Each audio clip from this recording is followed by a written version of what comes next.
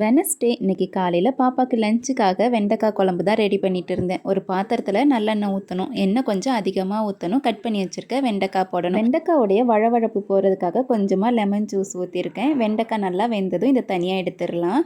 இப்போ இன்னொரு பாத்திரத்தில் அதே மாதிரி நல்லெண்ணெய் ஊற்றிக்கணும். இதில் கொஞ்சமாக வெந்தயம், கடுகு போடணும். கடுகு பொரிஞ்சதுக்கப்புறமா கருவேப்பிலை போடணும். இப்போது இதில் சின்ன வெங்காயம் சேர்க்கணும். சின்ன வெங்காயத்து கூடவே பூண்டு சேர்க்கணும். இது நல்லா வதங்கட்டும். வெங்காயம் நல்லா வதங்கினதும் தக்காளி சேர்க்கணும்.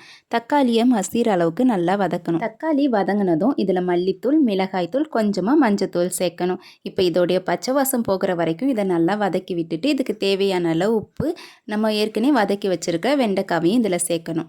இப்போ இதில் புளி கரைசல், கொஞ்சமாக தண்ணி சேர்த்து மூடி போட்டு வேக வைக்கணும். இது நல்லா கொதிச்சு வெந்ததும் இதில் தேங்காவையும் சின்ன ஜீரகத்தையும் பேஸ்ட்டாக அரைச்சி சேர்த்துருக்கேன். இது ஒரு 2 நிமிஷம் சிம்மில் வச்சா போதும். சூப்பரான வெண்டைக்காய் குழம்பு ரெடி ஆயிடுச்சு.